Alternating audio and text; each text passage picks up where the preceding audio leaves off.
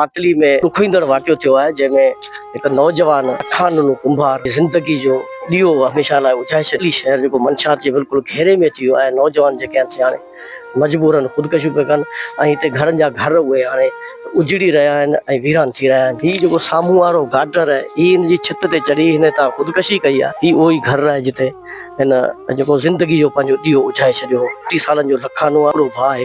मुंहिंजो नालो मोहम्मद आया।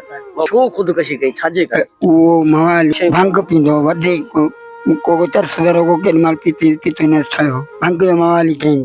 पोइ उन जा पैसो खुटियो हुन खां पोइ वो मवाली माना पाण के फाई दई छे बे केन जो माना लो कोने या बीमार हो, बीमार कोनो चरियो माना वो जड़ो चरियो।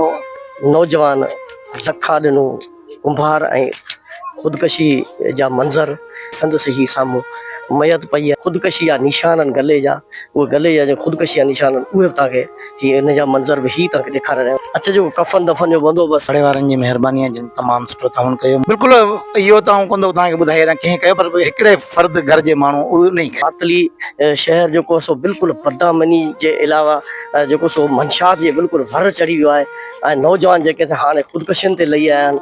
मंशात न मिलण जे करे नौजवान हाणे जेको सो पंहिंजे ज़िंदगी जो ॾीओ उजाए रहिया आहिनि।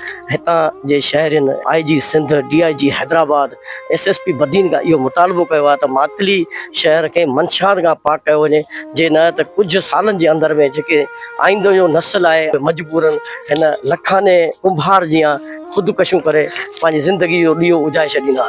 कैमरा टीम सां गॾु हसन पंवर, मातली।